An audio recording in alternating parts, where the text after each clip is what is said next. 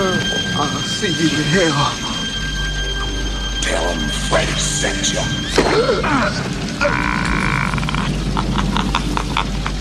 Hello, everybody. I'm John. I'm Justin. And we're the Gore Goblins. Yay. Back after 2 an weeks. extended vacation. Yeah. There's a lot of life shit happened. Fucking life. You know how it is. Life just be happening sometimes. And here we are, back to talk about A Nightmare on Elm Street 4, The Dream Master. Came out in 1988, the same year as Friday the 13th, Part 7, The New Blood, and Phantasm 2, and Halloween 4, and Child's Play. A lot of and I think Hellbound? I think Hellraiser 2 came out in 88 as well. There's a lot of fucking movies that came out in 88. This was the highest grossing horror movie of 1988. Everybody was licking their fucking chops after Dream Warrior because they liked that one so much. And they liked it so much that they made the same movie again. That's except this time It was worse. it's significantly more 80s. So I'm going to talk about this when we talk about Scream as well. But the first Scream is a very 90s movie. Scream 2, which came out a year later, somehow found a way to be even more of a 90s movie. And that's how this feels. From the first fucking opening bits where you got Tuesday Night, who's not Patricia Arquette, who plays oh yeah, that was annoying. plays what's her name, Kristen. She's singing that opening theme song, which is a certified fucking banger, by the way. I love women that sing in the 80s. I love it so. Madonna, Paula Abdul, anything that an average gay or bi person would like, I like. Blondie, you fucking kidding me? Come on. This guy knows it all. Anyway, there's fucking there's too many. There's fucking too many. There's too many 80s women that can sing, and they all sang to fucking drum machines and synths, and I fucking eat it up every time.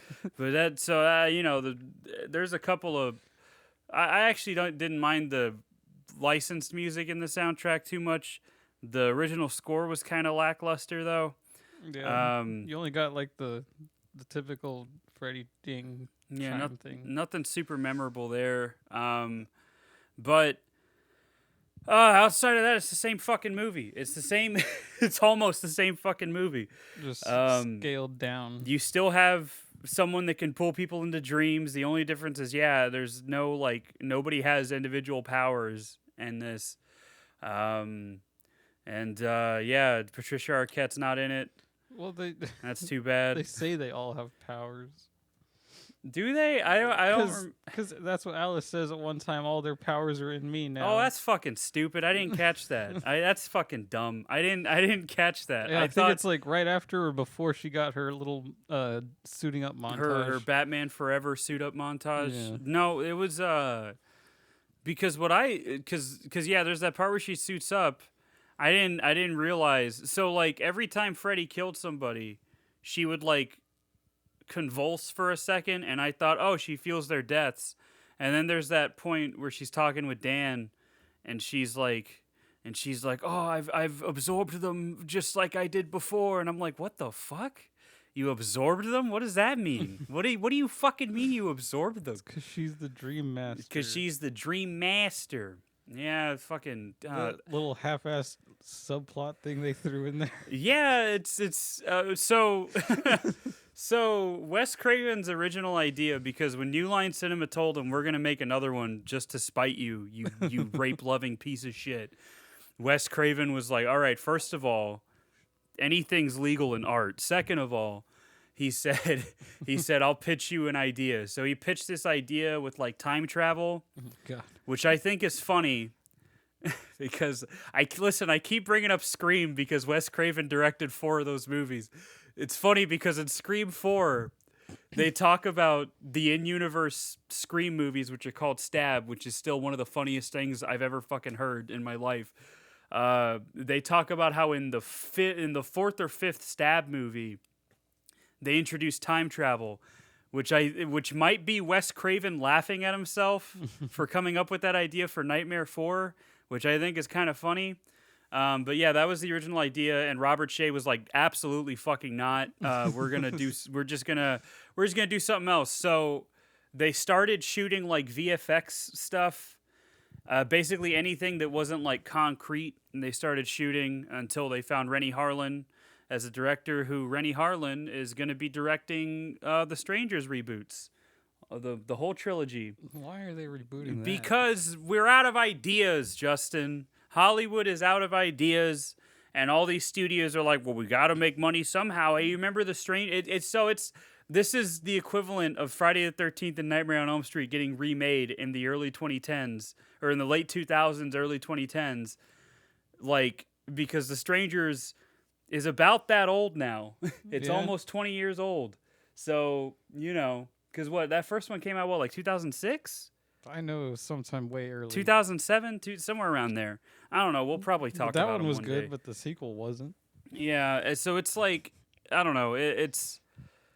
We're at that point where we're gonna start seeing remakes of, I don't know, fucking of Hatchet soon. Don't touch Hatchet. Leave it we alone. already got Jeepers Creepers, so like it's gonna happen. Any like mid 2000s like horror franchise, which we're lucky for this actually, because a lot of mid 2000s horror were remakes and localizations and shit like that. So I mean, maybe it won't be that bad, but maybe I'm being too cynical. But yeah, Rennie Harlin is doing that, and he's a Finnish guy who apparently had an infatuation with Tuesday Night that he denies.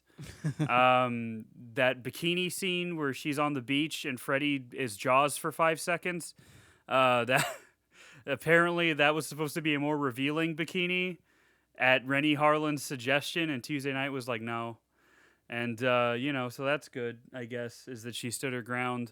But yeah, so he directed this, and they were already like shooting the movie, and Robert Shea did not like him at first, apparently, and Rennie Harlin literally went to New Line Cinema every single day and asked to see Robert Shea every single day, to the point where he was fucking broke, so he was wearing the same outfit, and like it was just that every single day until Robert Shea was like, fine, you can direct the fucking movie, and then he did. And this is also Robert Englund's favorite one. Why? Which, from a Freddy standpoint, this is the one, like more so than Dream Warriors, this is the one where Freddy kind of becomes like a fucking cartoon villain. Like this is where he becomes what does he say? How's that for a wet dream? And then he fucking says, you want a suck face or whatever the fuck. Yeah. Like that's all, like this is where he really kind of like fucking puts on the sunglasses. He puts on the fucking, he becomes a Saturday morning cartoon villain. He might as well be going, "I'll get you, Gadget," at the end of the fucking movie, because that's what he is. He's a fucking cartoon character in this. And I love it. Freddy is the best part of this movie. Freddy, and I like all the kills except for fucking stupid ass, what's his name, Rick, the karate kid. Every death except his is good. The Roach Motel one, fucking best kill in the series probably. Yeah. The fucking Devora fatality ass fucking kill. And then, Freddy, the way Freddy dies in this one is really cool too. It's a good Freddy movie. It's not a great movie though. No. It's very, I don't know. It's like Justin said before we started recording. It feels half-assed because this and Friday the 13th were just money printing machines basically. Yeah. That's all they fucking were, because teenagers were horned up and they were like, I can make out with my girlfriend, well, because she's gonna be scared of Freddy Krueger. And that was the 80s. and then meanwhile, Ronald Reagan was just being racist and homophobic in the background. But that's besides the point. That's me. Listen, I can't help myself. But that's besides the point. That was the backdrop to a bunch of horny teenagers watching slasher movies in the 80s. It was fucking Ronald Reagan. What a way to kill time. What a way to kill. I mean, you didn't have cell phones. You didn't have... if you were lucky, you had an NES. Like you weren't living the high life like we are now, where me and Justin can put ourselves in credit card debt buying an Xbox and a PlayStation 5 to play whatever game we want. I've never used a credit card. Don't ever. fucking lie to me, Justin. I'm Anyway, not. anyway. My credit is fine. Mine too, but eat shit. Anyway, anyway, my point is that this movie was just nobody made a sequel to Nightmare on Elm Street for the love of filmmaking. They made it to make money. Although this is what made Rennie Harlin's career, because I think he directed Deep Blue Sea as well. That was the other one I saw. I like that movie. When I was looking at his filmography, he directed Deep Blue Sea, and he directed a couple of other ones that looked familiar, but I've never seen. And then he's doing the Strangers remakes, reboots, whatever the fuck they are. I don't know. Who cares? We're out of ideas. Is my point. We're out of ideas. That's why Halloween got sold to fucking Miramax. Yeah. And they're gonna make a Halloween cinematic universe. Cool. Awesome. Maybe, I don't know if I give a shit anymore. I don't want it to be touched anymore. On Peacock, you got Brian Fuller doing the Friday the 13th prequel, which I'll be fine with because I like Brian Fuller. And Adrian King's coming back in some capacity, so I'm fine with that. Halloween, there's not really anything else you can fucking do with Halloween. Michael Myers has been around since 1978. He's done everything he can do as a slasher outside of meeting Abbott and Costello. There's nothing he can do. There's nothing he can do at this point. You already had Resurrection, where it was the found footage shit. You already had H2O, which was just Scream. You already had the gritty remake, which was 2018. And then you had the campy slasher that took itself a little too seriously, which was Halloween Kills. And then you had Halloween Ends, which was, it was a new beginning. It was Friday 5, but done much better in hindsight. The more I think about Halloween Ends, the more I like it, which I didn't expect. But Halloween Ends, I think we talked about, also made me like Halloween Kills less, which is weird. That trilogy is a very mixed bag because the first one is still really good. And then Halloween Kills is fun. I just wish it was in on the joke like Jason Lives. If Halloween Kills had the same tone as Jason Lives, it would be the best in the fucking franchise, probably. I would love it so much if it was just Jason Lives but with Michael Myers. And you can tell that it wants to be that, but it isn't. It's also apparently John Carpenter's favorite since the original. And then Halloween Ends is... I don't know. Halloween Ends is fine. The more time passes, the more I'm like, oh, okay, I kind of appreciate it more. Yeah. That was a weird tangent to go on when we're talking about a Nightmare on Elm Street movie, which should tell you everything you need to know about this movie because there's not a lot to say. I already said pretty much everything I wanted to say. The effects are great. You had one of the guys that did Evil Dead 2 doing the effects. He was in the special features. And yeah, I don't know, the effects are good, and that's about it.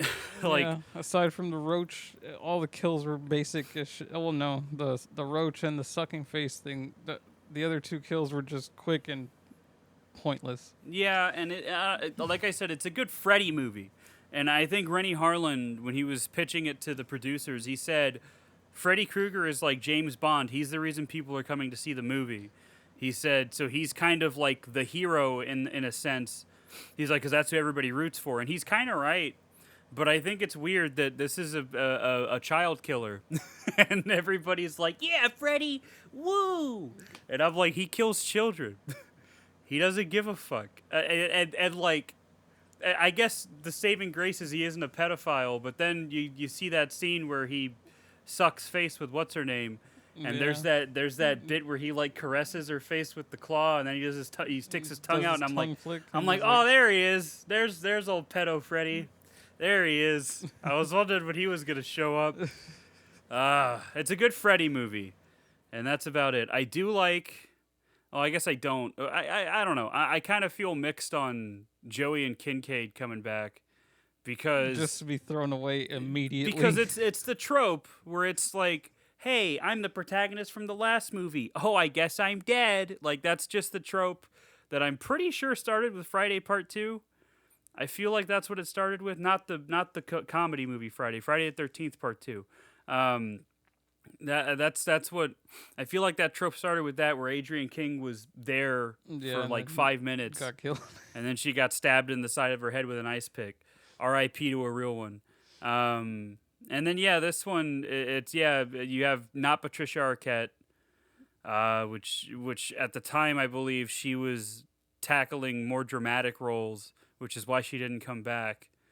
Which again, to go back to Scream, I think is funny because what David Arquette is known for is being in the first 5 Scream movies as the best fucking character, Dewey. He is the best character. I will take no questions on this matter. He is my favorite character. I love that man so much. He deserves the world and more. All right, I love Dewey. I love him. But yeah, it's funny how David Arquette kind of like stayed in that genre, and Patricia Arquette was like, "Oh, I'm gonna go make a fucking David Lynch movie in 1997 with Bill Pullman." And that movie's Lost Highway, which is good. I rewatched Mulholland Drive, which is to go on a Lynch tangent, and I still like that one a lot. And I caught myself committing the mortal sin of trying to make sense of it instead of just letting it wash over you and kind of like make it let it kind of make you feel whatever it's trying to make you feel. Instead, I was trying to be like, oh, well, then maybe I was like trying to fucking decode everything. And I'm like, I'm not having fun anymore. So I'm going to stop doing that. I'm just going to let it wash over me. And that's why it's still one of my favorite movies. But yeah, it's not Patricia Arquette. She gets killed. Joey and Kincaid get got. Technically, I guess it's Kincaid's fault that Freddy came back. No, it's the dog's fault. He pissed fire. Whose name is Jason, by the way. Yeah. Very cute. He pisses fire. And then Freddy comes back, which is admittedly a really cool effect that where like his body's like regenerating. I think that's pretty neat. Yeah. I thought that was a pretty cool Nothing effect. beats the Hellraiser regeneration scene, though. Oh yeah, no, of course not. But but yeah, Freddy comes back, and you get one of the fucking coldest line deliveries that I still love. That I loved when I watched it originally like 10 years ago, and I still love it now. Which is when Kincaid's like, "I'll see you in hell," and then Freddy's like, "Tell him Freddy sent you," and I'm just like, "Fuck yeah, dude! Give me more of that shit." I love that. I love it when he's just an asshole. I love it when Freddy's just a piece of shit, dude. Oh, I love that so much. Just that fucking cold ass line delivery, and then he goes and kills Joey, and then because Joey's just a horny teenager that watches MTV all day, I guess. Yeah. I mean, what else are you gonna do in the 80s? So he was doing that, and then Freddy. He even slept on a waterbed. He slept on a waterbed. Why would you do that? Anyway, and then Freddy, I guess, traps him in that waterbed And drowns him. And then his mom's like, "I'm tired of picking up your clothes, Joey."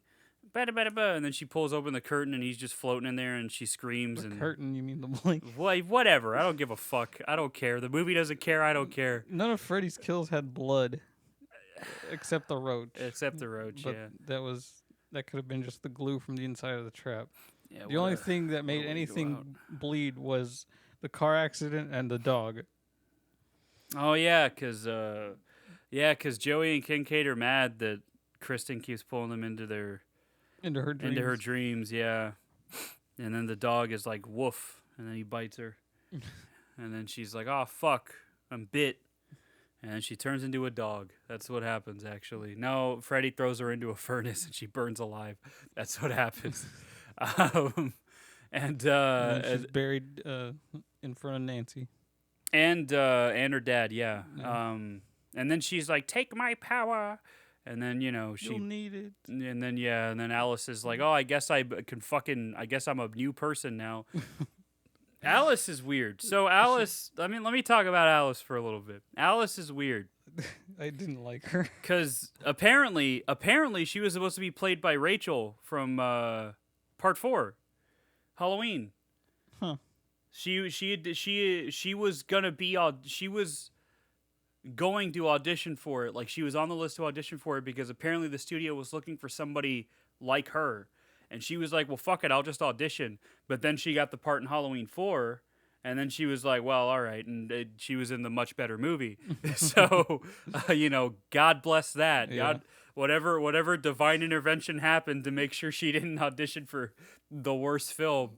I'm glad it happened. Yeah, because I can't imagine anyone else being Rachel in Halloween. No. Yeah, there's not really anybody else. Talk about another character that just gets snuffed out for no fucking reason. Just to piss you off. One of the many sins of part 5. One of the many sins. But watch that now. But yeah, so Alice was just kind of, I don't know. She was just kind of. It felt like it feels like the girl from the New Blood, where it's like you could see what they're going for with her, but it doesn't work. Yeah, there's no commitment to and it. I don't know if that's on the fault of the actress or the writing, which this movie did get made around the time of the writer's strike, in '88. So I don't know if it was the writing or if it was the acting, but yeah, she's not. I think the writing was fine. It was just her acting. She was just so fucking robotic with it. Yeah. And like she always felt every scene she was in, it was like she just woke up. A little bit, but then everybody starts dying, and then her personality keeps changing, and I don't know. That's kind of weird. I just think it's goofy. I don't know. Yeah, she like takes because again, the movie, it's not like a spirit would like fly into her. You have to remember this. It's not like a spirit would fly into her whenever somebody would die. She would just kind of like convulse for a second and then just act like nothing fucking happened. And I'm just like, okay, so she's feeling the deaths, right? Like that's what's happening. And then when she explains later on that, oh, I'm absorbing them. I'm like, how the fuck was I supposed to understand that? How do you, what do you mean you absorb them? That's stupid. I think you're supposed to understand it from the point where Kristen gives her powers. Yeah, but like there's a clear like it's like when you kill an enemy in Dark Souls, the souls fucking gravitate to her. Yeah. That doesn't fucking happen though when like what's her name gets fucking sucked off in front of her, and then she just like, ugh, and I'm just like, all right. What was that? What the fuck was that? What did she even gain from her? Asthma.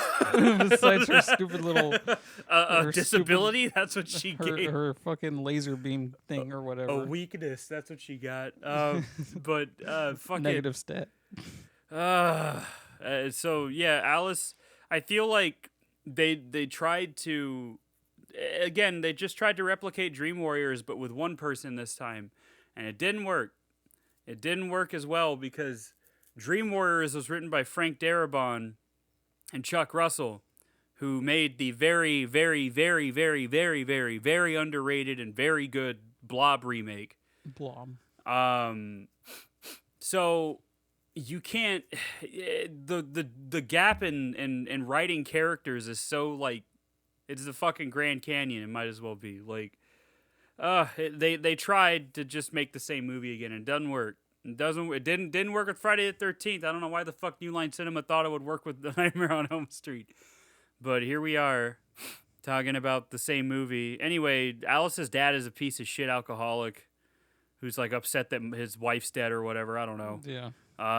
And then Alice has a brother who's dating Kristen. And then yeah, Kristen gets thrown into a fucking furnace or an oven. I don't know, whatever. She dies. She burns alive is the point. And then like, I don't know. There's not a lot of this. This is another one of those movies that kind of reinforces that slashers in the '80s were just like teen comedies with murder. Because that's what a bulk of this movie felt like, was just the teens being teens, and then Freddy would show up and be like, "Oh, fucking yo," and then he'd fuck off, and that would be it. That's what would happen. You get fucking Rick's karate montage. Oh yeah, that really. It reminded you know what it reminded me of. It reminded me of that scene in It, in the remake, in It Chapter 1. Where they're cleaning the bathroom and that like fucking 80s song starts playing. Yeah, and it's, I watched that the other day. And it feels actually. like real weird and out of place, but like it also kind of works in a weird way. Like that's what it felt like. I was just like, there's no way they cleaned that. Yeah, that like come on, man. But yeah, Rick just has a little fucking karate montage. which is weird, very strange. Uh, which is a hint at his death. Well, not even a hint at his death. He was originally just supposed to like die in the elevator. It's because they're all after Alice says that stupid Dream Master shit. I think it's just implying that everyone dreams about their like most favorite place where they feel at home, and I think that's which is why Kristen dreamed about a beach where Freddy was a shark for a little bit. Yeah, well, Freddy invades their positive space, so it's like they're not in control as much as they think, I guess. Maybe. The whole stupid point of putting that rhyme in there was dumb. Like, they didn't do anything with it, really. The rhyme is just the fucking prayer from Enter Sandman, but with the Dream Master instead of God. Yeah. Like, what are you implying? All right? What are you doing? What do you mean by this, you know? But But then the whole, there's a guardian of the positive, and then there's a guardian of the negative, so, like, now Freddy's a guardian of something. Like, what? What a movie, huh? Yeah. What a film. Oh my god. Anyway, what's the girl's name that's like the tough chick? Brandy? Something like Debbie? that. I don't know. One of those. The only thing I remember about her besides her death. She doesn't like bugs. Yeah, she doesn't like bugs. And then how they just threw in, like, it just felt like they just threw it in real quick for no reason. When she said she didn't work out this much to, like, die to Freddy or something like that. Yeah. Yeah, like, we forgot this girl needs a thing that Alice is going to absorb. She needs to have a one-note character trait, so that way... Let's just throw in weightlifting. That way she can have a cartoonishly vicious death. But yeah, So, Rick was supposed to just die in the elevator. That was how he was going to die. But then they extended it. So Rick falls asleep on the toilet,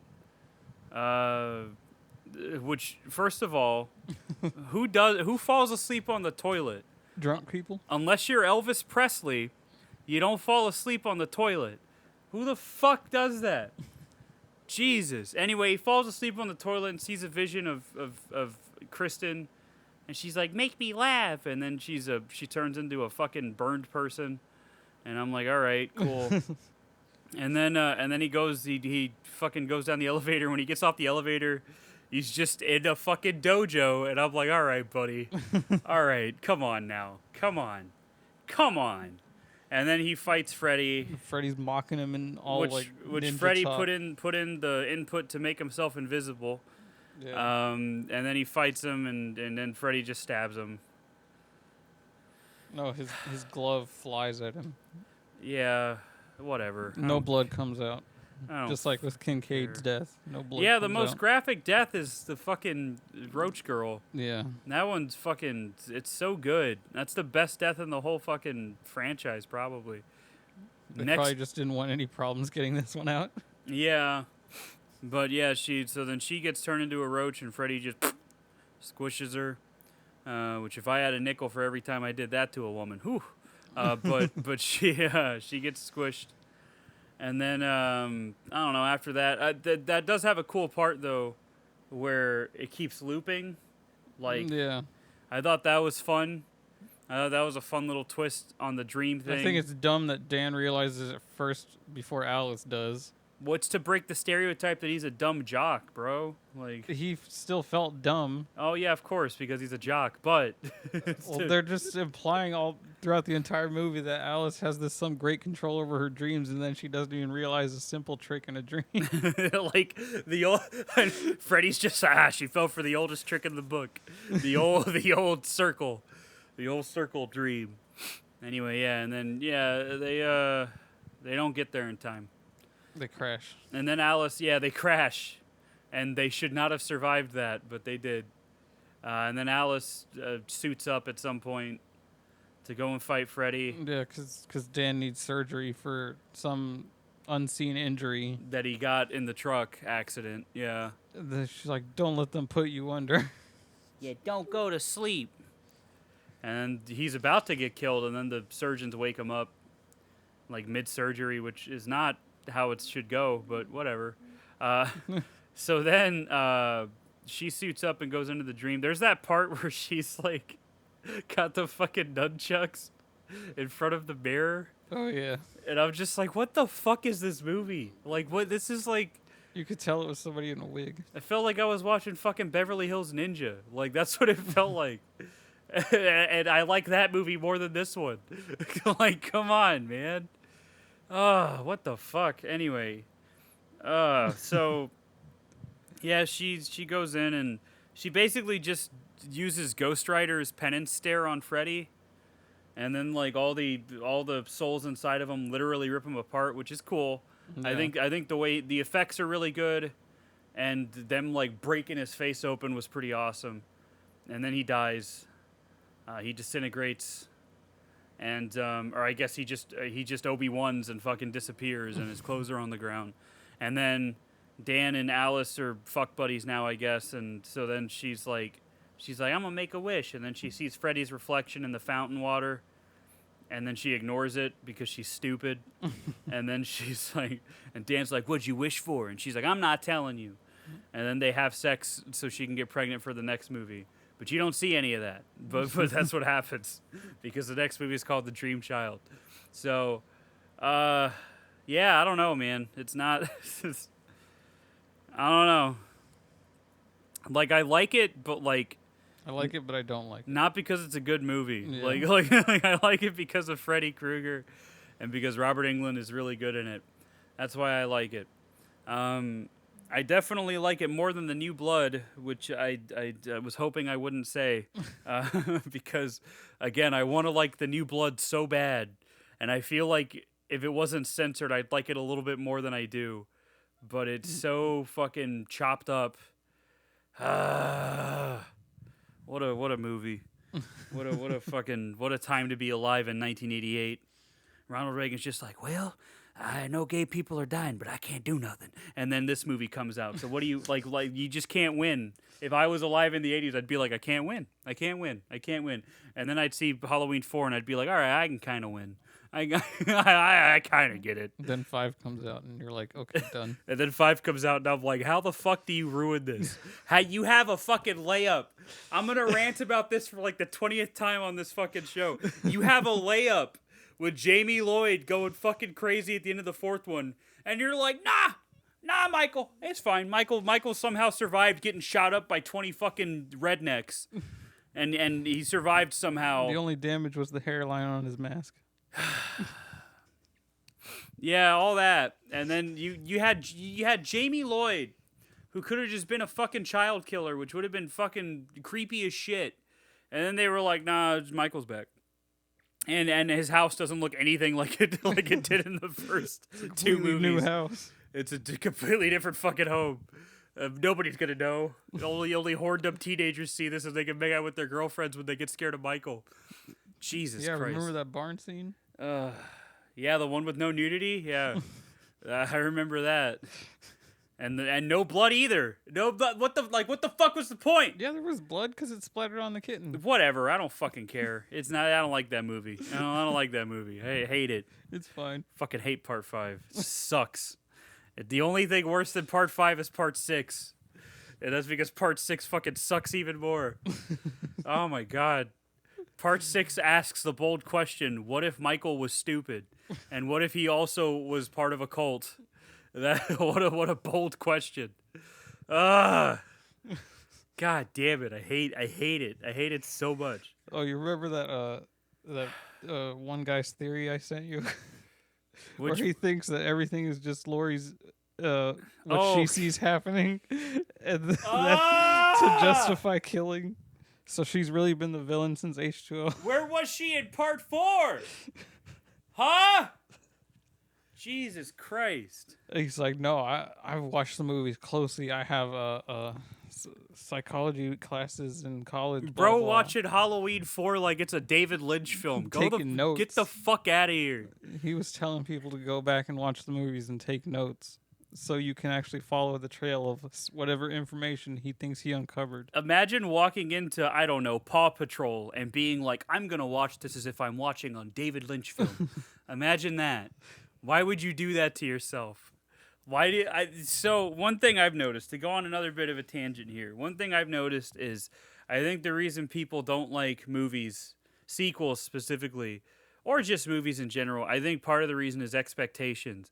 Yeah. I feel like if you go into every movie expecting it to be, I don't know, the equivalent of your favorite like prestigious Oscar-winning film, not even Oscar-winning. I don't like the Oscars, but like if you go in like my favorite movie is, I don't know, one of my favorite movies is 12 Angry Men, or my favorite I guess is Portrait of a Lady on Fire. If I went into every movie thinking it was going to be like that, I would hate every movie that wasn't that.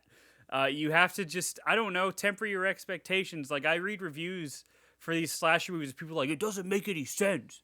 And I'm like, who cares? That's not these movies aren't made to make sense. Like the best things about these movies, like your negativity about trying to make the movie logical is distracting you from the best parts of these movies, which is usually the effects.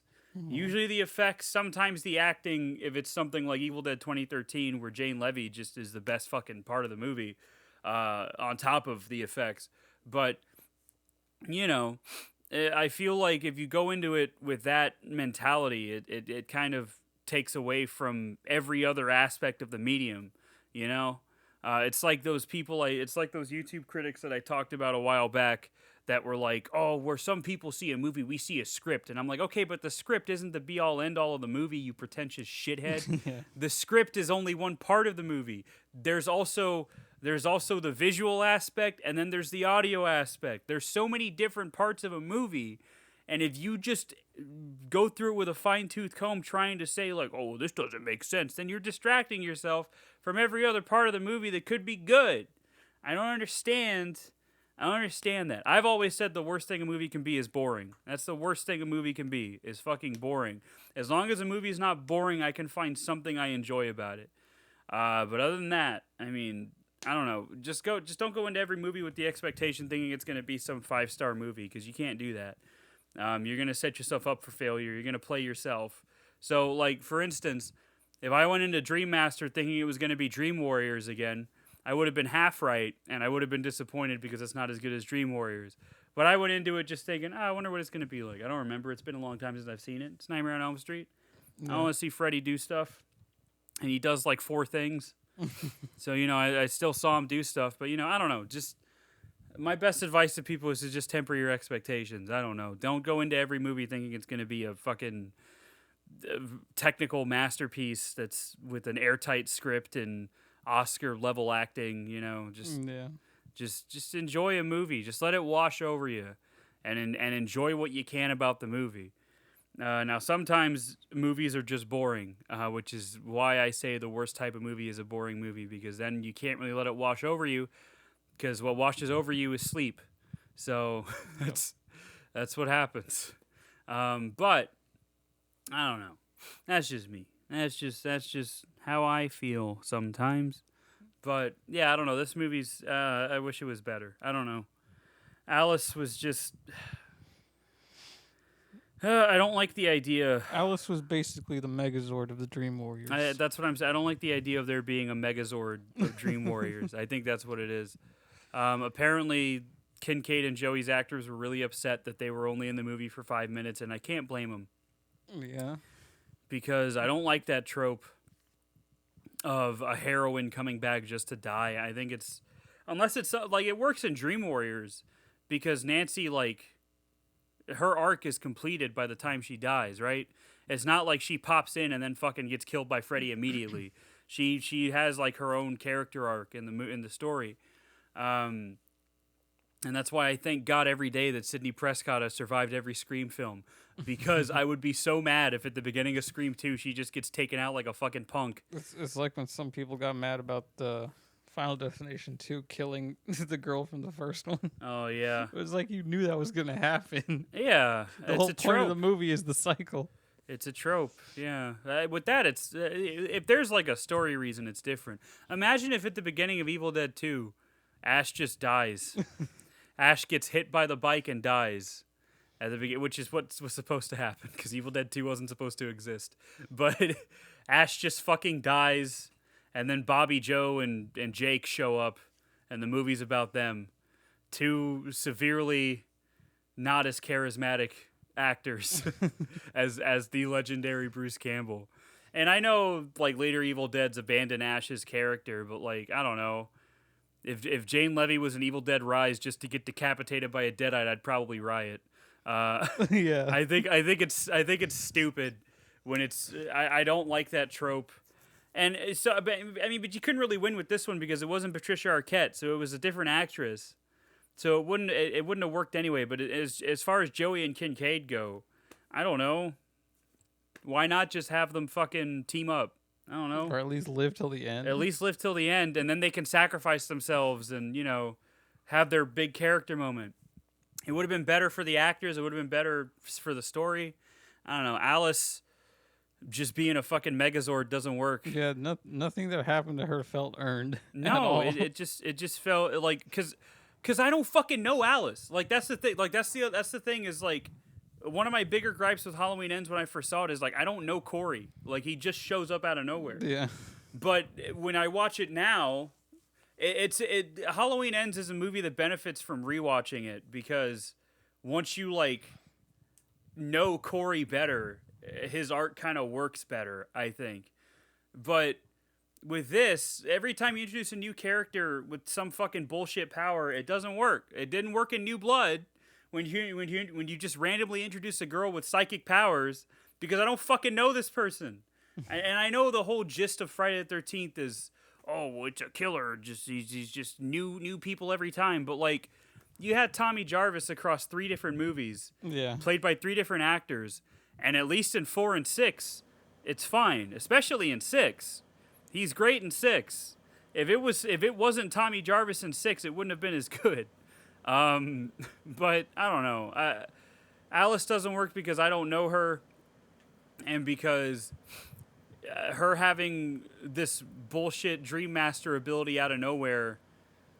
I guess it kind of happened in Dream Warriors too, but Dream Warriors also had Nancy in it to kind of ease Kristen in.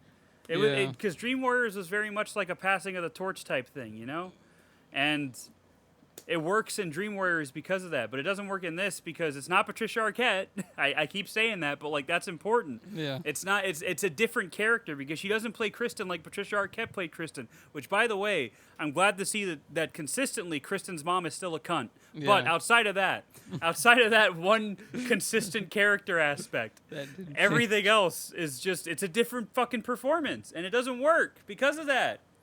It doesn't work. It just felt like watching an anime where everyone wins by friendship power. A little bit. And to make sure I'm not being a hypocrite here, the reason it works between Corey Feldman and I can't remember the guy who plays Tommy in Part 6, is because Corey Feldman is Kid Jarvis, and then the other guy is Adult Jarvis. It's a completely different performance, sure, but, like, it works. Because they're different people at that point. You're not the same person you were when you were a child. At least I hope you're not. So it works. It works. It doesn't work when you fucking recast. And Jesus Christ. My God. It doesn't work when you recast. Imagine if Bruce Campbell was Ash at Evil Dead and then for some reason they couldn't get him in the sequel. So they replaced him with, I don't know, fucking Tom Cruise. It would be a vastly different movie. Yeah. A vastly different performance, and it wouldn't work. It'd be terrible. I don't like it when they recast people in sequels. Anyway. Sometimes it's fine, like War Machine. The only time it works for me is if they're playing a younger or older version of the character. That's the only time it works for me. Otherwise, it doesn't always work. And I don't count A New Beginning because, I don't know, Jarvis is barely fucking in that movie. Like, he's there in the beginning just to kind of, like, have continuity. Then he disappears for 50% of the movie. Yeah. And then he comes back at the end. He's barely a fucking character in A New Beginning. But I don't know. With this, you don't have a passing of the torch because it's not the same Kristen. And Alice is... I feel like she's not anything special as a character because she's real shy and timid, which I guess is fine. But, like, she doesn't change because of her own volition. She changes because she absorbs all the people that die around her. And that feels very cheap. There's no real character arc because she's getting their personalities. You know what I'm saying? Yeah. Like it doesn't work. Because like after she absorbs Kristen, she suddenly has the urge to smoke. Yeah, And she even points it out herself. It was like, wait, I don't smoke. There's no like she's not her. It doesn't feel like she's her own character. It feels like she's an amalgamation. It's like Justin said, a Megazord. It feels like she's just a Megazord for all the other characters. The meatball effect was kind of neat though. Yeah. It was gross. It worked. I don't know. I just wish they would not do stuff like this. And if you couldn't get Patricia Arquette back, I don't know, rewrite it. It's not like you're fucking, making a high class piece of art here, brother. Which I guess is why they didn't rewrite it actually. But I don't know. There's so many things you could do, and you just don't. Like Neve Campbell wasn't in Scream 6 because they didn't want to pay her enough. Which, I mean, it's completely fair. She's been the face of the franchise for like 30 years, or almost 30 years now. So that's completely fair. But so they just wrote around it. If they had recast Sidney Prescott that late in the franchise, I probably wouldn't have seen the movie. I probably would have just been like, I'm good. But they wrote around it because that's what you fucking do when you care about what you're making. And these, like, half of the Friday the 13th movies and half of the Nightmare on Elm Street movies, they don't care about what they're making, which is the problem. I mean, they're still fun in different ways. Like I said, Yeah. I'd be a hypocrite if I said this was a terrible movie that I hate every aspect of, because I don't. I like the effects. I like Freddy. Those are the best things about the movie.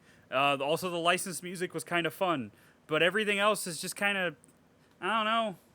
It's just kind of not there. It's just a worse version of Dream Warriors. It just feels like a Saturday morning live action teen action show. That's yeah. That's it. It really does. It really does feel that way. I mean, there's some visual stuff that I like.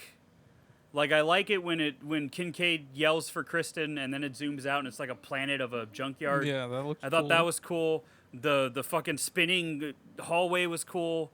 All the Freddy shit is cool. All the Dream stuff is cool visually. That's the one strength that this franchise has always had, is the visuals are always really inventive and fun, except for the dojo shit.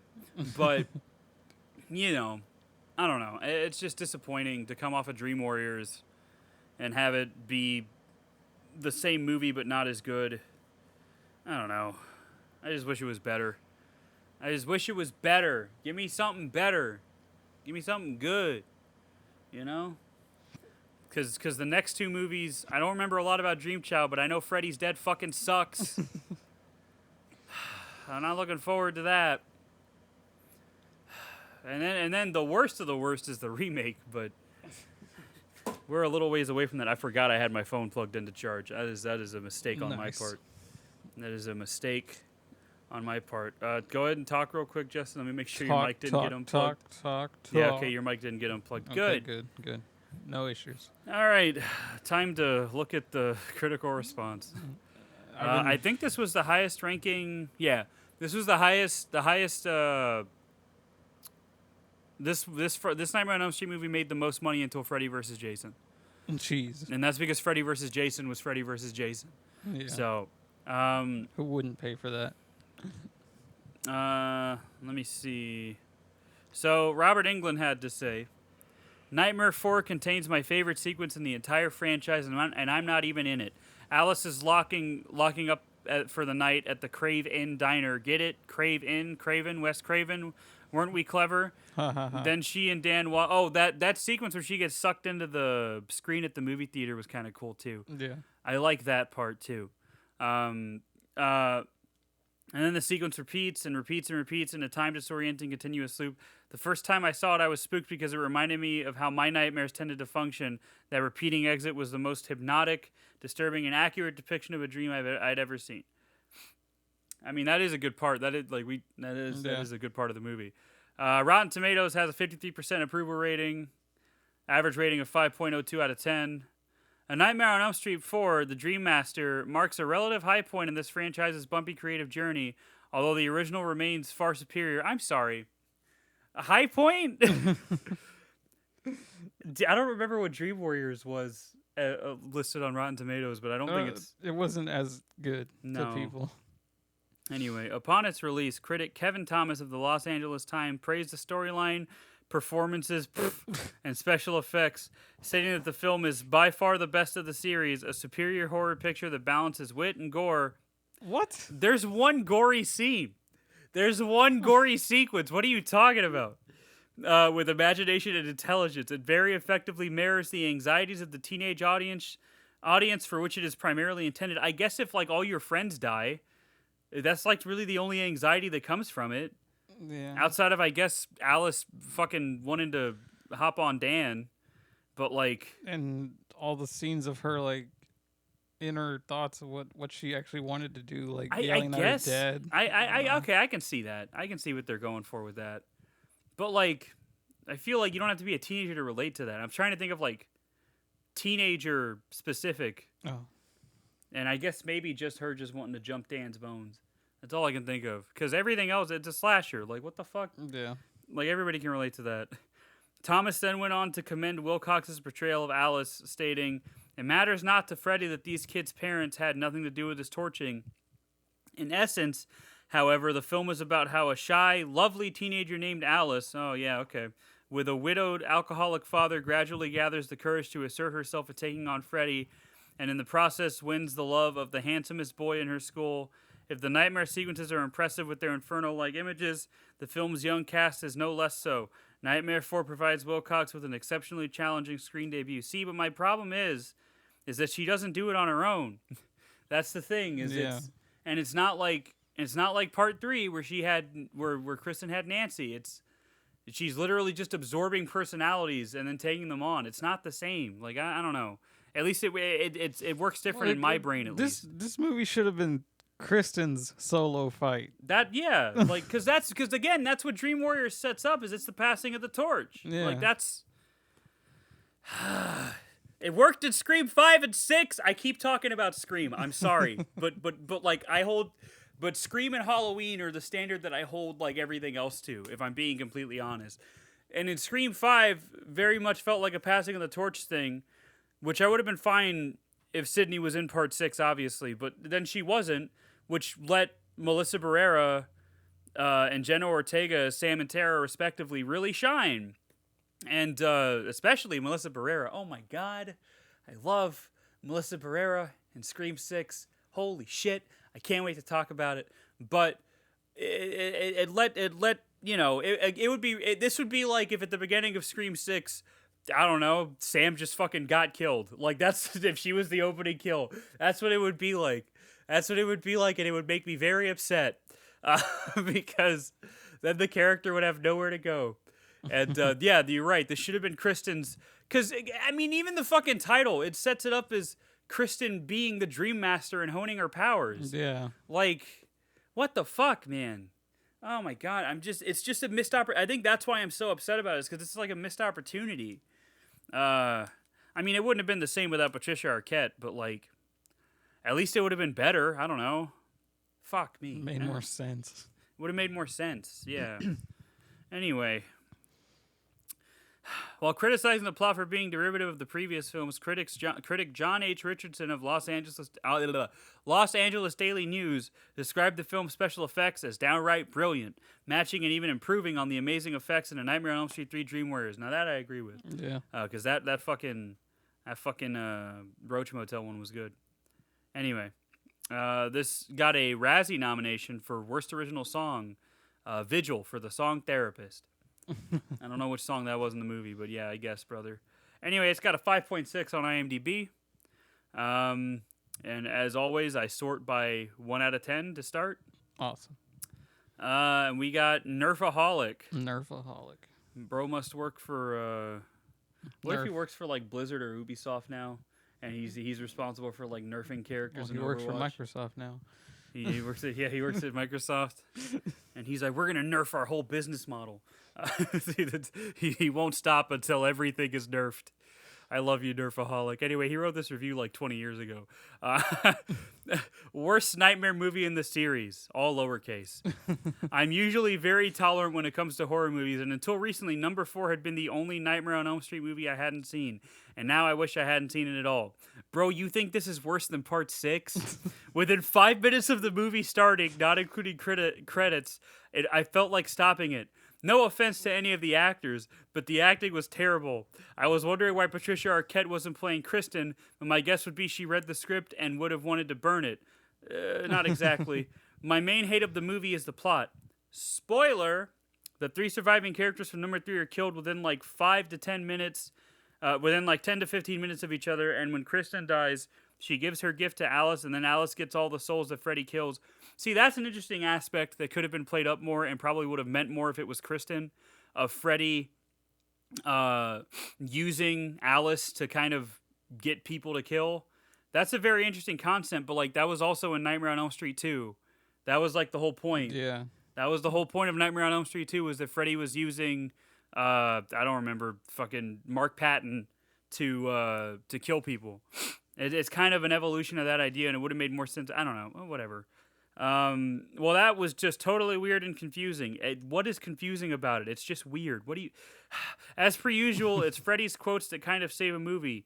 Hey, Joey, how's this for a wet dream? Is a classic Freddy quote, but that's still not enough to change my opinion on this movie. Effects are good. Acting sucked. Storyline sucked. The whole movie basically sucked. 1 out of 10. 10 out of 18 found this review helpful. Wow. Whole 10. Anyway, let me see what else we got. Another pointless sequel from Jay Lubis. Way to go, Nightmare 4, and ruining a totally perfect ending in Nightmare 3. This film, along with many others, Highlander 2, Terminator 3, and anything in the Alien franchise after Aliens. Okay, pal, hold on a second. Hold on, buddy. There's nothing wrong with Resurrection. You wrote this in 2007. Listen, pal. If you watch the assembly cut of Alien 3, it's actually really good. I will die on this hill. Alien Resurrection is fine. It's got Brad Dourif and Ron Perlman and Winona Ryder. How do you not like a movie that does not take itself seriously? Alien Resurrection does not take itself seriously in the fucking slightest, and that's why I love it so much. It's so fucking it's just, I don't know. It's very funny that Joss Whedon is like, oh, they didn't make the movie that I wrote, and I'm like, brother, I've seen your other movies. They made the movie you wrote. Yeah. What are you fucking on? You just don't want to say that it's your movie because it didn't do well financially and critically. But it is your movie. It's Firefly with xenomorphs, brother. That is what it is, and it's great. I love it. Oh my god, I fucking love that movie. It's so stupid. Anyway. And Alien 3 is good. Like, David Fincher's a good director. If he hadn't had the fucking studio coming in and ruining it, Alien 3 would have probably been a really good movie. That's why the assembly cut is the best version, because that's the closest thing you're going to get to David Fincher's vision for it. Damn shame. At least he made 7 after 2143 for Alien. Yeah. I like I'd switch 1 and 2 probably, and then 3 and 4 are kind of on even ground. I don't know. I appreciate 1 for being scary. I just like the more actiony take of number 2. Yeah, Aliens is fine. I haven't seen those movies in a while. Yeah. I've seen Alien more recently, but. I remember, that first one's probably still my favorite. That's the one that sticks in my memory the most. Because Sigourney Weaver is, she's great in that one. She's great in Aliens as well. I don't know. She's in all of them, actually. Wait, hold on a second. Let me back up here. She's good in all of them, is my point. Anyway, this movie goes ahead and totally ruins everything the heroes in Nightmare 3, which I believe is the best nightmare of them all, fought for. In the first 10 minutes of this horrible film, the kids who survive in the previous film find themselves rubbed out by Freddy. What a way to word that, brother. What a way to word that. Phrasing. One must ask themselves this question. Why? Why is it so necessary that films today have to create pointless sequels? You wrote this in 2007. This movie came out 20 years before you wrote this. What do you mean films today? Are you an old man? I feel the answer is obvious: money and no art. Who are you, me? The previous film, Nightmare 3, was done by Wes Craven, a true horror artist. This film, on the other hand, was done by people going for the built-in audience. That's a fair point. The built-in audience. That's a fair point. That's a weird way to say it, but whatever. Go away, bad movie, and take number 5 and 6 with you. That's a little harsh. By Clone, and the L and N are capitalized. Why? If they had to make more Elm Street movies, why not start a new story like the second one tried? I won't spoil it because nobody liked the second one. I won't spoil it for anyone, but this movie is ruining the entire climax of the last movie and bastardizing the entire series. You just spoiled it for everyone. Sure, the special effects are nice and the acting is not that bad, but you just don't care for the characters. You just sit back and go, wow, Freddy did that, and Freddy did this. Boring. But it's more than a bad movie. It's a bad movie that damages a storyline from previous movies. Why? Money. Oh, and the climax for this movie is absolutely idiotic. That's pretty much how I felt while watching. Well, we found me and you, all right? One of the worst movies I have ever seen by Mike JPG. What a name. This is probably Mike from work. So I am currently doing a sort of rewatch on the Nightmare on Elm Street franchise as I realized I have only actually seen like half of them. So I watched 1 through 3 and I loved all of them. Highly recommend them all. See, this guy gets it. But then I get to the Dream Master and I honestly think it may be the worst movie I have ever saw. Okay, well, I was bored. Apart from Kincaid and Joey, the entire cast was boring, yes, including Kristen as she got recast. And the only 2 characters I actually liked and cared about are dead within the first 20 minutes of the movie. I thought the constant kung foolery? Okay. Was unnecessary in a Freddy movie, and oh my god, Freddy. I always knew in the later movies Freddy becomes less scary, but this movie he's just gross and he didn't scare me once. Did you not watch Dream Warriors? That's where it started. I don't know, maybe I'm being too hard on this movie as I've heard 5 and 6 are even worse. I think it's just so disappointing how 1 through 3 were really good movies and all this all the 4th installment had to give. I remember thinking 5 was okay, but that was 10 years ago. Yeah. That's all I remember about it being okay. Wow. That's not a lot of 1-star reviews. Let's look at 10-star reviews. There was a guy on Facebook that said there's no such thing as a movie that's worth watching twice. What? Yeah.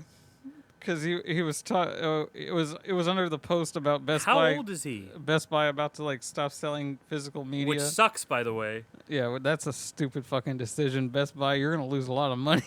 Well, the physical media market isn't like booming, and they're already like downsizing. But they always got those cool limited editions. Yeah, but they also make most of their money from selling like appliances, like TVs and fridges and shit. I don't think they're gonna lose money. They're going to lose customers, but not money. Yeah. Because you're still going to have some 50-year-old white dad that's going to be like, oh, yeah, I just need something that I can fucking put meat in. And they'll give him the most expensive fridge, and he'll pay for it. Yeah. Like, that's what'll happen. Anyway, what were you saying? I'm sorry. Shit, I forgot my point. Oh, the guy saying that there's no movie worth watching more than once? Oh, yeah. And he was, like, literally defending that point. Because people are like bringing up so many movies. There's like someone said Infinity War, and it's like, what's the point of watching it again when you already felt it once? There's no point. So you can feel it again, brother. What's the point in eating if you're just gonna shit? What's the point in fucking if it's just gonna feel the same as it did last time? Maybe that's how he feels. Maybe he's like that's why I don't fuck my wife. That's why I pay other men to sleep with her, because what's the point? It's gonna feel the same. Like, come on, dude. Why do you eat your favorite food over and over again? It's gonna taste the same, you fucking idiot. God damn it. I'm being so mean to this guy that probably like means well. This random stranger. Nah. I'm being so mean. I want to stress this movie has more 10-star ratings than it does 1-star ratings. On I don't IMDb. see how. I'm just probably gonna read. This is a whole fucking essay, Jesus. but the title is the best slasher sequel since the original film in a Nightmare on Elm Street film franchise. What a word salad that was! I wonder if that was written by AI. I'm gonna be real. This was the first Freddy I saw when I was a kid and will always be my favorite. All right, who are you, Justin, watching Halloween 4 and 5? Best A Nightmare on Elm Street movie Ever. by KJ. This was the most well-made A Nightmare on Elm Street. The acting is all right, and Freddy is even crazier. It is definitely better than the second one! ! Nah. Okay, he said this is the best one, and then says the acting is just all right. That's my favorite part, is when they give these movies a 10, which to me, most people rate movies based on like how perfect they are. So that's how I view this. So it's funny to me that he thinks this movie is almost perfect, and he's like, acting's all right. That's fine. How sweet, fresh meat, says Ben Tramer lives 78. Let me tell you something, brother. He does not. Ben Tramer. The Dream Master is the fourth sequel in the Elm Street series. A few of the kids from the previous film show up on this one, although Patricia Arquette is replaced with actress Tuesday Night. The Dream Warriors are beginning to have nightmares of Freddy all over again. Freddy is then resurrected in an extremely wacky way and returns to Elm Street to kill a new set of teens. And after he finishes the last of the Dream Warriors off, of course. Whenever a character in this film dies, their powers are passed on to Alice, a shy girl who must stop Freddy Krueger once and for all, or at least until a new sequel comes along. The Dream Master is one of the best films of the series, and although this is the movie when Freddy starts to become more comical and less dark, this is still a really good movie. Bro really just gave the synopsis and then said he liked it. What more can you ask for, honestly? I mean, is that not what we do? Yeah. like that's kind of what we do. But that's why I try to go more in depth when I can. One of the best sequels, says Jed Estes. Jed Estes. If you are not a fan of the darkest of dark horror films, then this movie is for. It is the best movie. What? If you're not a fan of the darkest of dark horror, This movie is you? for. Oh, he didn't even say you. No. It is the best movie in the series that uses the comedy Freddy. The comedy Freddy. Hold on a second. That's why I read these, dude. You get some of the funniest shit. The comedy Freddy. Imagine if that's in fucking Mortal Kombat was That's comedy his Freddy. variation. In Mortal Kombat 9, you have horror Freddy and comedy Freddy. Oh my fucking god, that's so funny. Holy shit. Oh, that's funny. Hold on. Comedy Freddy. I can see how some would say 3 is the best, but while I see 3 as a terrific entry, it still has the dark tones of the first with just a little better comedy. The darkness in 3, I believe, comes from the fact that Wes Craven wrote and was trying to make Freddy what he should be. But 4 blows the floodgates open with the comedy. If you don't laugh at this movie, you're dead. Freddy has a few good scares in this, but he becomes like a stand-up comic after every kill. Can you imagine Freddy being a stand-up comic? Oh, so hey guys, you hear about this Ambien? It's gonna put me out of business. And then everybody laughs and claps. That's my pitch for a Seinfeld-esque Freddy Krueger show. Anyway, what's the deal with Ambien? I'm sorry. The waterbed death and karate kills are the best. Excuse me, friend. No. The cockroach death has real vision to it too.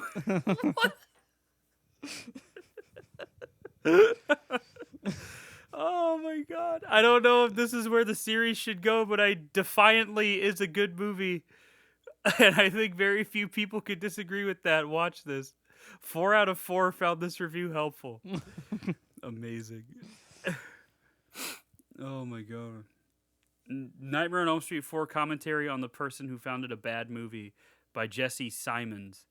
I just think that this part of the Nightmare on Elm Street series is just one of the best ever made. I mean, if he stayed only on Elm Street for the 6 movies, it would get boring. I am just happy that his territory got bigger. And about the resurrection, so what? Haven't you seen the beginning of the movie?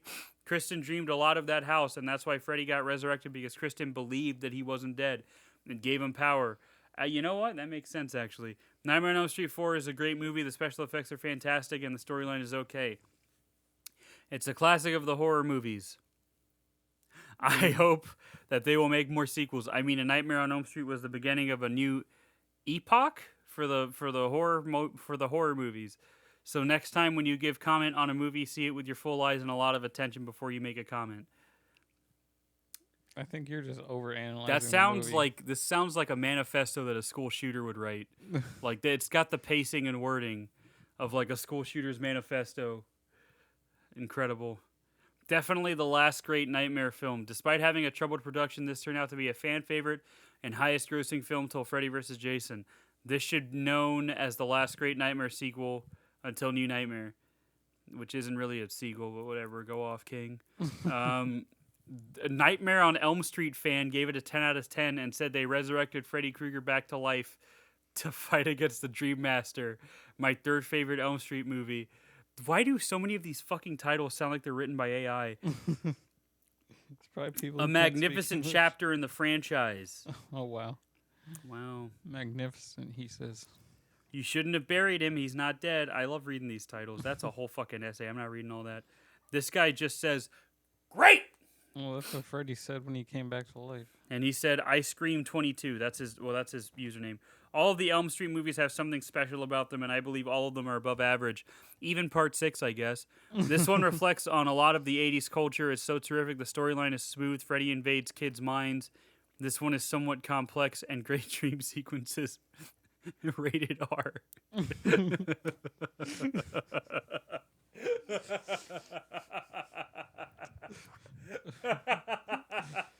Rated R. Oh my god. It's that last bit that kills me. Just the rated R. Rated R for whatever. Can you imagine if that's what the trailer said? Hold on. Let me put on my trailer voice. All of the Elm Street movies have something special about them, and I believe all of them are above average. This one reflects on a lot of the 80s culture. It's so terrific. The storyline is smooth. Freddy invades kids' minds. This one is somewhat complex, and great dream sequences.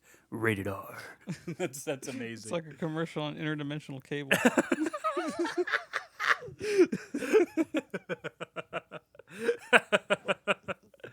It really is. Oh my god. Not a fan of Freddy, but this movie is 80s masterpiece. What? You liked everything in the movie except Freddy?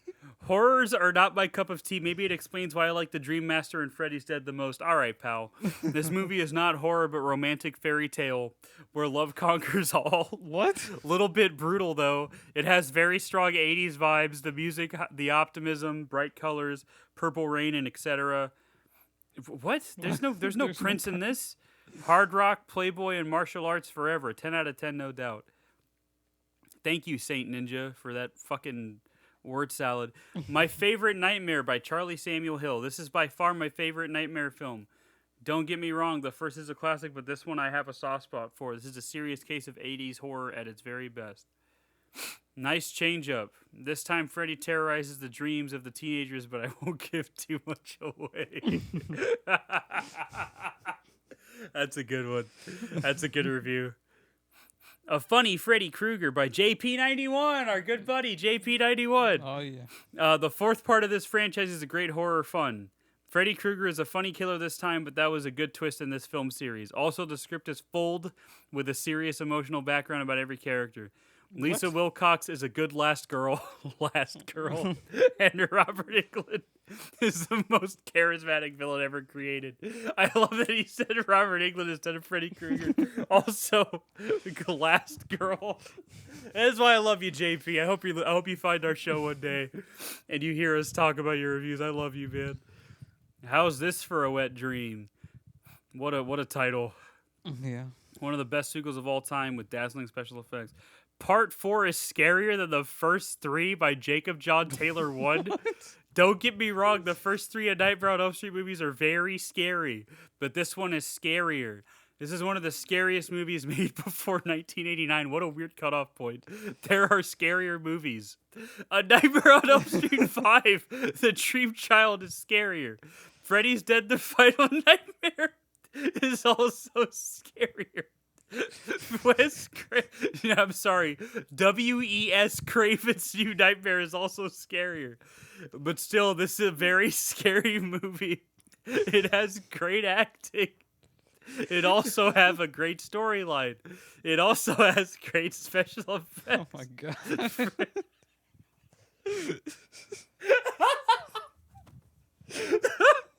Freddy is a ghost, so I consider this horror fantasy. This is a great movie. It is very scary. This person must not do well around Halloween. it is a most see. This is a great movie. Great movie. Great movie. Great movie. Great movie. See it. It is so scary. Bro, this is... Oh my God. Bro, this is like when I used to take the fucking writing tax test and I would start repeating myself to fucking meet the word count. Oh my God. Oh, that's hilarious. Oh my God. Oh, I can't fucking breathe. Hold on. Holy shit. I'm convinced this dude was 7 when he wrote this. I am convinced Jacob John Taylor one was 7 years old when he wrote this review. Holy shit. That was incredible. Oh my God. Oh, thank you for that. Wonderful movie by J.M. Hammerstein and a bunch of numbers. This is a wonderful movie from beginning to end. The horror is great. Here we go again. The music is great. Everything is great. Freddy is revived, maybe by Kristen taking people into dreams. I don't know. But Freddy is revived and kills the teenagers left from before and then has new ones he can go after. This movie isn't as good as Part 3, which is the best, but it is extremely good. I can't conceive of it being better. Wow, okay. Entertaining, cheesy horror flick from the 80s, written by Transcend the Rubicon. Transcend the Rubicon. He's an Armored Core fan. Entertaining, well, he wrote this in 2003, but entertaining little movie in the last PS1 Armored Core game. Yeah, probably. Entertaining little movie and the last good sequel. Don't get fooled by the good reviews for Craven's New Nightmare. It was a good idea, yet badly executed. Eat my ass. Worth seeing for the theater sequence alone. 7.5 out of 10. Why did you give it whatever? Whatever. Freddy comes back for more. Written by Crazy Ferret. I love ferrets. All right, I'll read that one since you love ferrets, brother. Hold on. Other than the first Nightmare on Elm Street, this one is my favorite. Of course, it's so 1980s, and Robert Englund is back as Fred Krueger in fine form as usual. He also plays a nurse in a dream sequence. Oh, yeah, I like that part, too, actually. There's a cast change. Tuesday Night replaces Patricia Arquette as Kristen. The survivors from the last Nightmare on Elm Street, the Dream Warriors, meet their fates, as well as some other Elm Street teens, played by actors in their 20s. Tuesday Night also sings the opening theme. The next one in the series is the worst. But my question is, why does Freddy go after the teens and not the parents who set him on fire? Robert Englund is an icon of horror like those before him. Lugosi, Karloff, Chaney and Chaney Jr., Vincent Price, Christopher Lee. Okay. Freddy's back in the best of the Elm Street sequels, written by the Arnie. No. The funny, creative Nightmare on Elm Street series hits a high point with this installment. While the series had not been truly frightening since episode 1, Part 4 keeps a good balance of suspense, horror, and special effects. With a strong lead performance by Lisa Wilcox and some new ideas about the Freddy mythology, this is the only truly worthy sequel to Nightmare on Elm Street, other than the original. What? All right.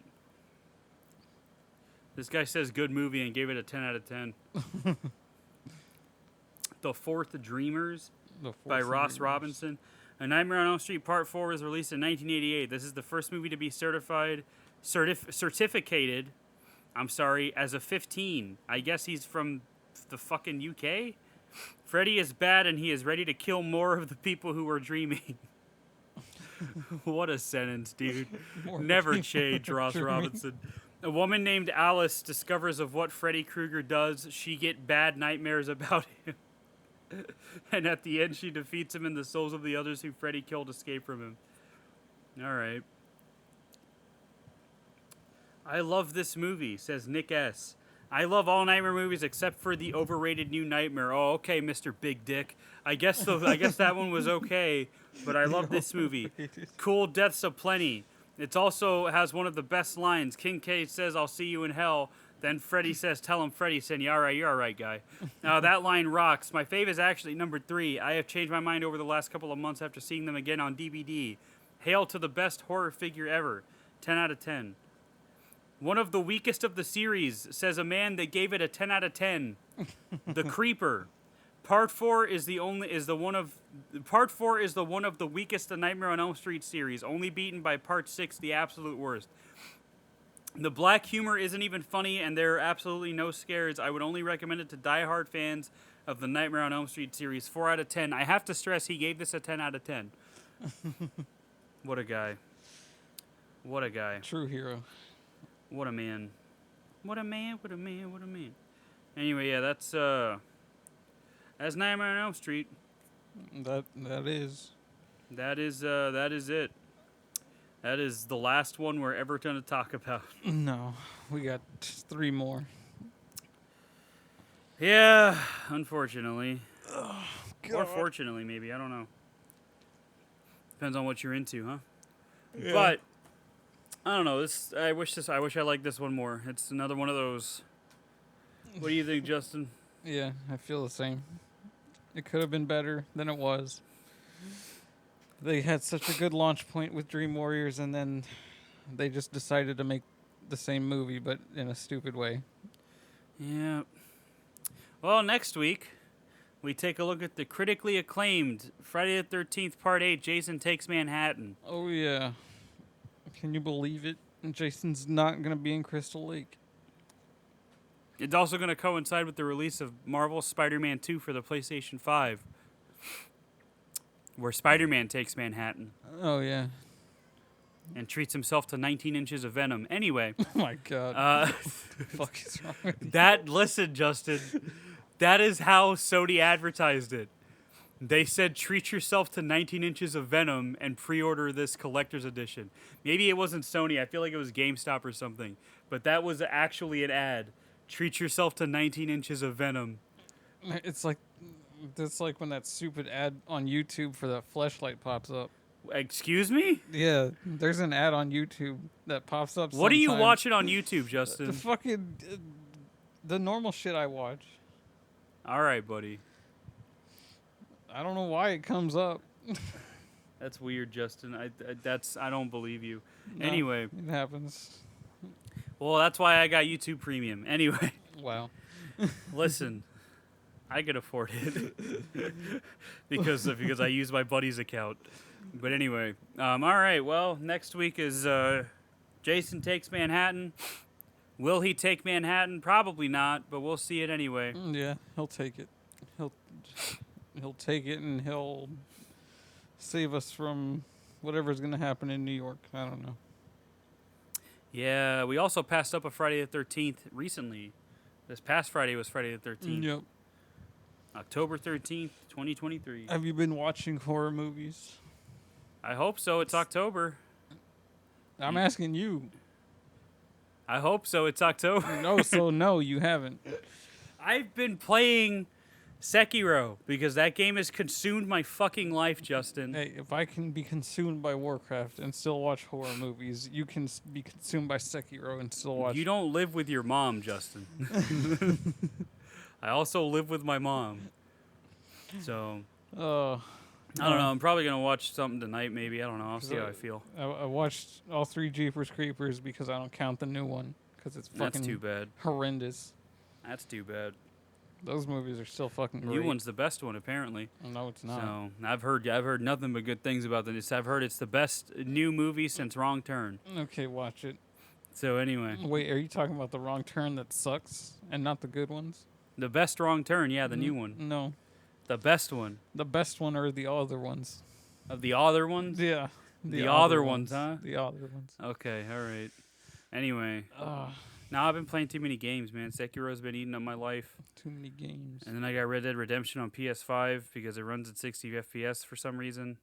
And when I started it up, I felt like I was seeing something I shouldn't see. It was like I was watching the tape from The Ring.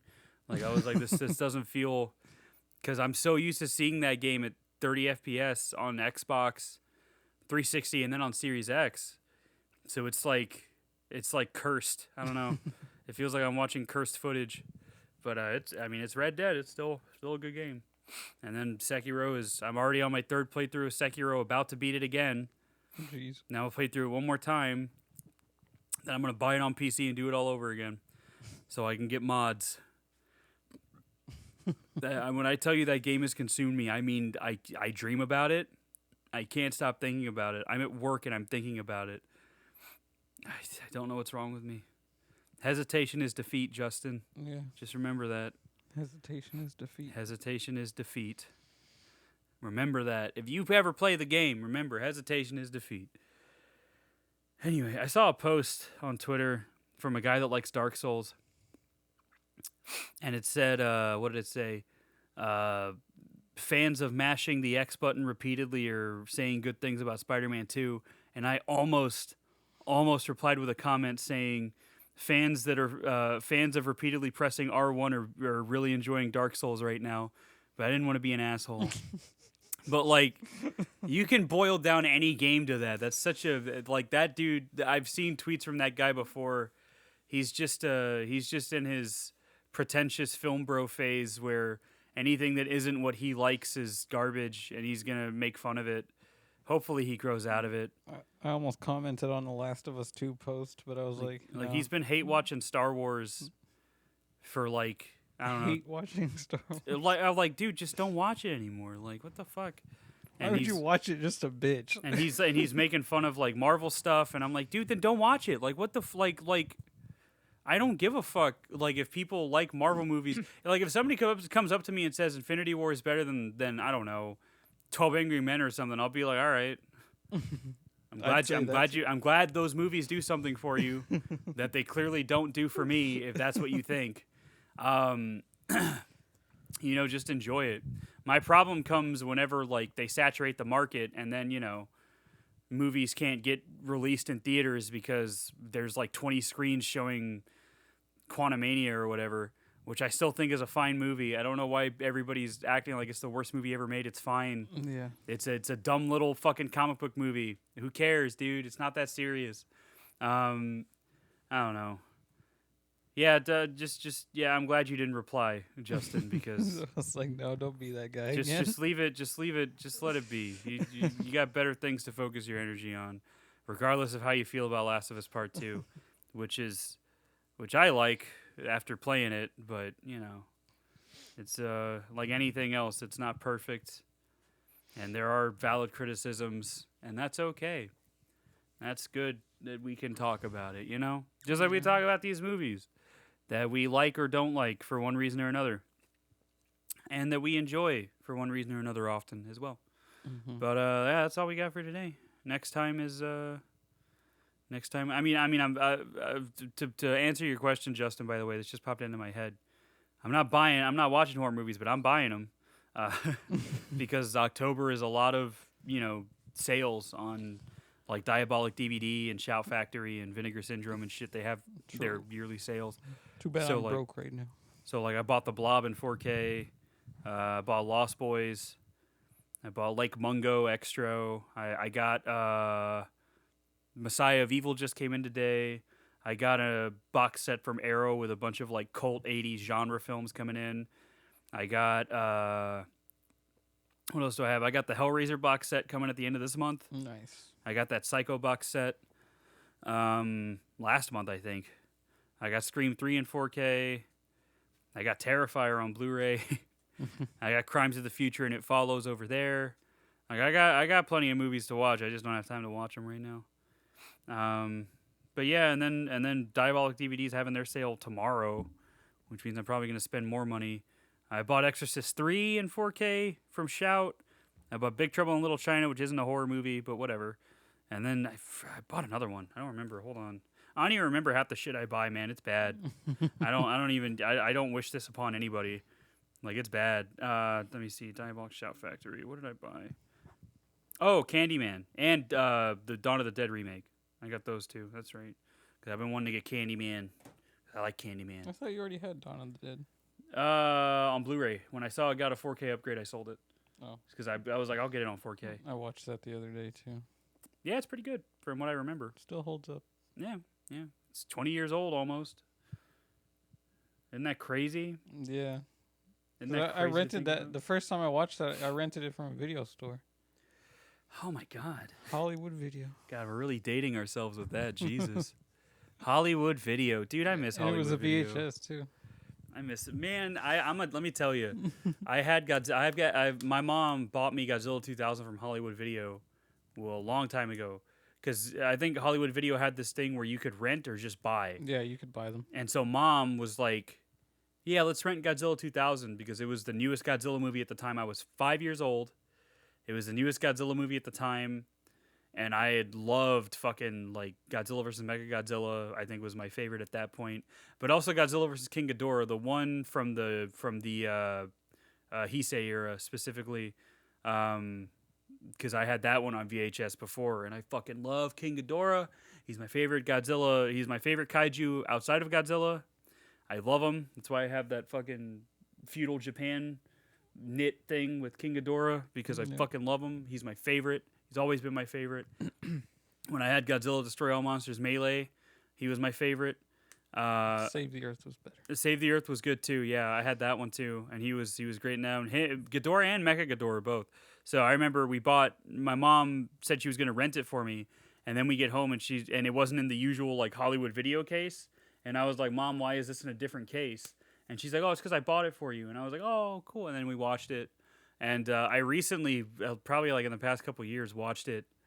And when I put it in the VCR, it still had the fucking Hollywood Video sticker on the tape.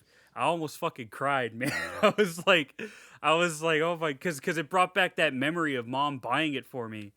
And I was like, oh my God, dude. I remember that night. I remember I remember watching it, with my mom. So, that's a good memory to have. I miss places like Hollywood Video because of stuff like that. But, unfortunately, a lot of those video stores have moved to the online realm, so you don't really get that feeling of walking through the video store and looking at the artwork and being like, The smell of it. fuck is this? Or the smell of it. The closest you get, at least in Texas, for me, there's two places. There's Waterloo Record Store in Austin, which has a fuckload of movies on Blu-ray, DVD, and I'm talking like anything. That's where I bought Martyrs on Blu-ray, which is an import. And then they have like German films.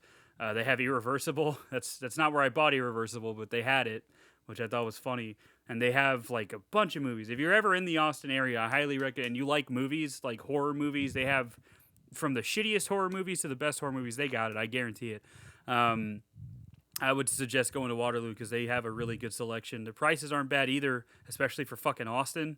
Like, their prices are about what you see online. So, and then there's a place in Dallas called, I think Movie Exchange was a place in Houston, but they all closed down, which is depressing.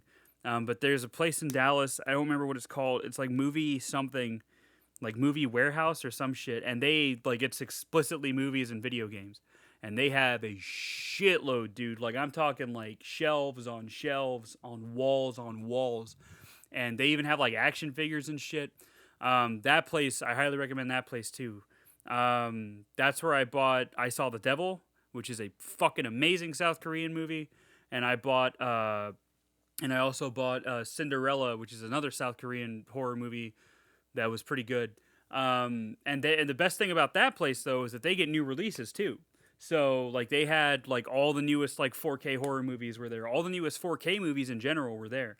And I was like, oh, my God, dude, Nice. This place is... Like, it made me want to live in Dallas, which is saying a lot because I don't like Dallas. Because, let me tell you, I would rather drive 2 to 3 hours to either Austin or San Antonio from where I live now. Because we live in the Houston area, right? I would rather drive the 2.5 and 3 hours there because Austin and San Antonio are so different from Houston that it's worth it. I drive 4 hours to Dallas, and it's just Houston, but not humid. That's all it is. And I'm just like, wow, I don't like this because I drive away from Houston to get away from Houston. I don't drive 4 hours to just go to Houston again. Jeez. But anyway, that movie place is really good, though. Like, oh, my God, they had so much shit, dude. That is the only reason to go to Dallas, if I'm being honest. But yeah, Waterloo and Austin's another good place, and those are the only places that I've been at Outside of that, there's Grindhouse Video in Kentucky that has a brick and mortar store. There's Bull Moose in the Northeast that has a brick and mortar store. I mean, but you don't have like mom and pop video stores or anything like that anymore. Nope. Partially because Blockbuster decimated them, and partially just because, times change. Streaming has taken over, and it's kind of sad because I like having something physical. You know what I mean? I like holding it in my hands. I like having a collection. It feels nice to watch things in the best possible quality. I don't know. I feel like physical media when it comes to movies in particular, because it's a little bit different with video games. When it comes to movies in particular, I feel like it's going to be like vinyl records, where vinyl records dipped off in the late 90s and nobody really liked them anymore. And then you had all these fucking hipsters come out of nowhere and say like, well, actually music sounds better on vinyl, which then led to this resurgence in sales. So now you have every record coming out on vinyl. And now cassettes, you're going through the same fucking resurgence. So I think Blu-rays and 4Ks and DVDs, they're never going to fade out like that. No. But I think video stores might start coming back at some point in the future once people kind of realize, oh, fuck, like objectively, not just like from a hipster standpoint, objectively, the best presentation of a movie is going to be from a disc, because streaming is not as high of a bit rate.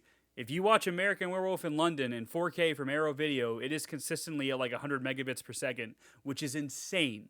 You're lucky if you get a streaming service that has 50 megabits per second, which at 4K, it's one of those things that like you may not notice it, but your brain does. You know what I mean? Yeah. Like I bought Poker Face on Blu-ray. Compared to shit that I see streaming, even that looks fucking way better. Sound quality is going to be superior too. Shit, even my DVDs of Jeepers Creepers look fucking even great. DVDs. If you got a good 4K Blu-ray player, which me and Justin both have, Panasonic. We have the same one. It's a Panasonic. I don't remember the full name. Of course, it doesn't say it on the remote.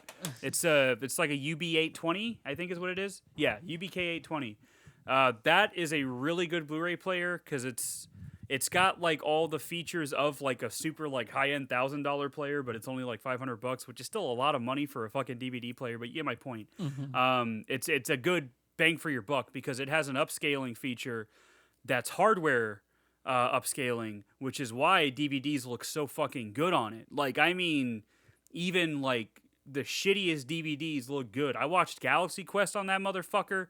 It might as well have been watching it on Blu-ray.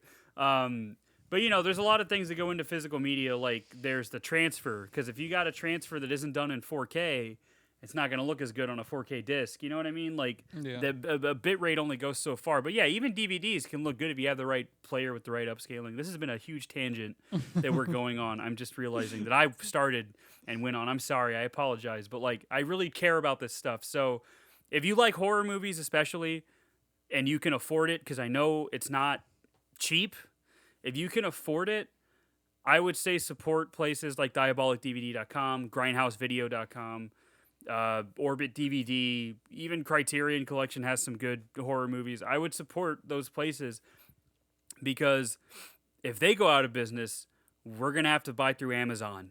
And if Amazon is the sole distributor of physical media, they get to name the price and we have to pay it no matter what it is.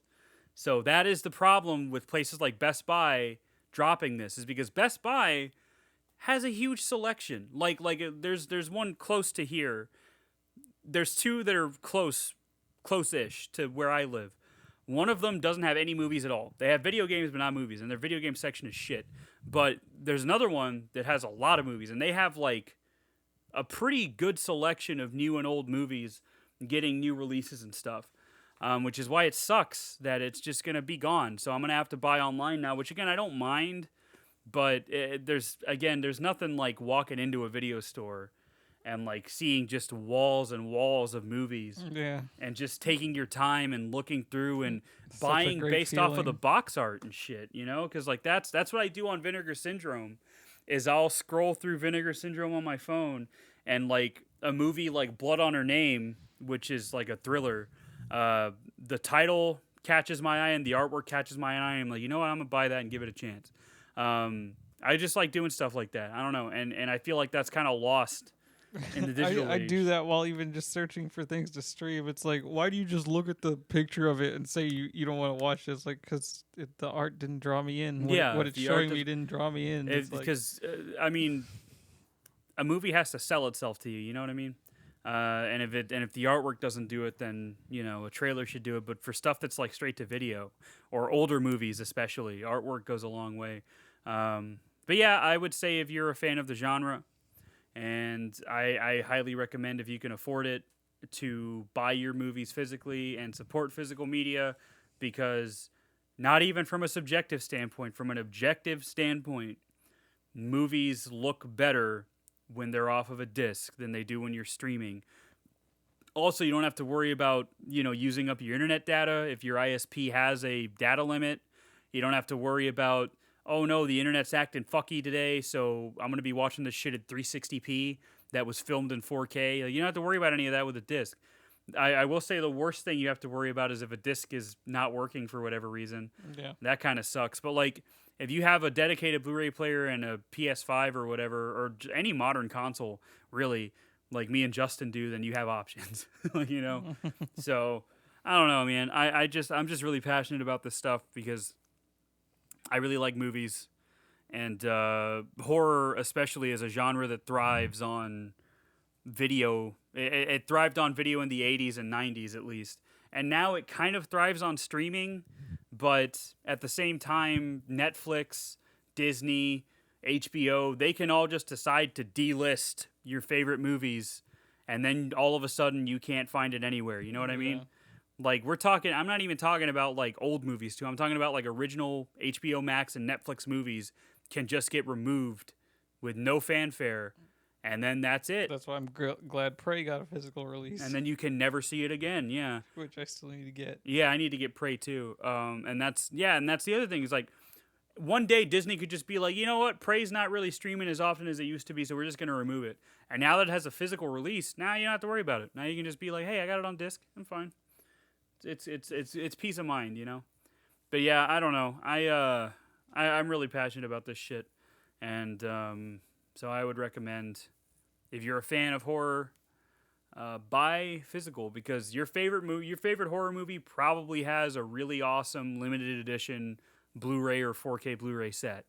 Like Arrow just put out that Psycho set that I got, and it's all of them are in 4K, not just the first one. I have all the Child's Play movies in 4K, like. And they all have cool they're not like limited editions in the sense that they're like in a big box, but they all have packed with special features and shit. Yeah. All the fucking Halloween ends haters are buying that new box set just to have the box. Just to have the box, yeah, because the artwork's cool. The but you talking about the Steelbook set? Yeah. Yeah. It has all three. Yeah. I only have, I don't even think I have Halloween Kills. I just have 1 and 3. I have Halloween Ends because Mom bought it for me. but yeah, I got all of them. Okay.